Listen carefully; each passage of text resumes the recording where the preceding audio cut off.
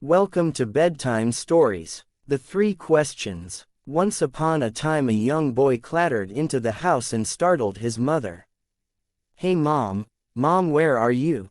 She was cutting some vegetables. When he called, "I'm here in here," she scolded. She nearly cut her hand. "Can't you see this isn't the right time?" she cried angrily. Confused and upset, he ran outside again, and as he stumbled down the road, he toppled his father who landed in the mud. "I've upset my mother," the poor boy cried, but his father, brushing dirt from his coat, said angrily, "Your mother, huh? Don't you see who is important right now?" Now he was even more upset than ever, and so he ran down the road, and when he fled right past his sister without even pausing to nod hello, she yanked him by his collar. "What a rude lad," she scolded. "Don't you know the right thing to do?" The boy's head began to spin. No, he did not know the answer to any of his family's questions. What is the right thing to do? Who is important? And when is the right time to do anything at all? He wandered on down the road, tears streaming down his cheeks, the questions whirling in his brain. When he reached the river, he stopped and sat to ponder these questions, and suddenly a heron landed beside him. He was crying and repeating the three questions to himself. What is the right thing to do? Who is important? And when is the right time? "That's easy," said the heron. "The right thing is to plan ahead. Then you'll always know what is important." At that moment a duck paddled near, and overhearing this, she laughed. "Don't be silly," she quacked to the heron. "To do the right thing, one needs only to pay attention. Then one always knows the right thing and the right time and who is important." The boy stared at the duck and he stared at the heron. "Which of your advice is the most important now?" He loved animals, but now he was still more confused. "Thanks for your help," he said, "but I think I will go see the turtle for advice. He's the oldest creature on earth. Surely he knows the answer to this questions."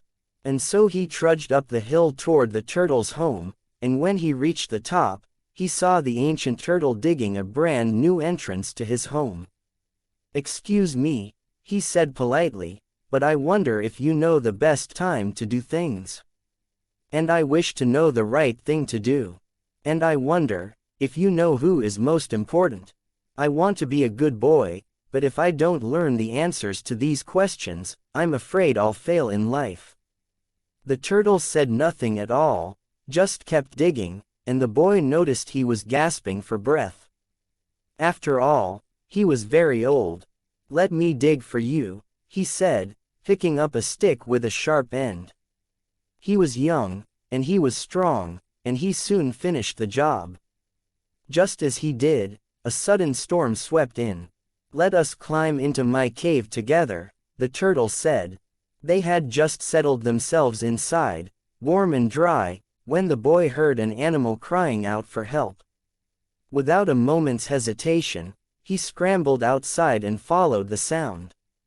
Soon he found a wolf, unconscious and trapped beneath a fallen branch. He lifted the branch and carried the wounded creature back to the cave. When the wolf awoke, she stared at the boy. "Where's my cub?" she whimpered. He ran outside again and followed the path he had taken to find the wolf. Beyond the fallen tree, he discovered the shivering cub. Tenderly lifting her, he carried her back to the cave and placed her by her mother's side. When the storm passed, the wolf and her cub thanked the boy for saving their lives, and just then everyone crawled out of the turtle's cave. For a moment everything seemed fine. But then he remembered. "Turtle, you never answered my questions. I need to learn how to be a good boy." The turtle smiled. "Your questions are answered." The boy looked quizzically at him. "If you hadn't stayed to dig my entrance, you never would have been here to hear the wolf wailing for help.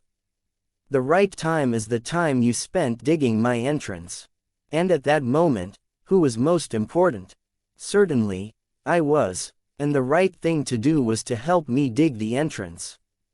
And when later, the most important time was the time you spent running to save the cub and her mother, that moment the most important ones was the wolf and her cub. The right thing to do was to rescue them. I do understand, the boy said. The right time and the right thing and the most important person changes. Oh yes, you understand completely. There is always only one important time, that time is now. And the most important person, always, is the one who you are with. And the most important thing to do is, the good, for the one who you are with. He smiled as he began to understand. And that's how it works, the turtle said. If you like the story, please do like, share and subscribe. Thank you for listening. Good night.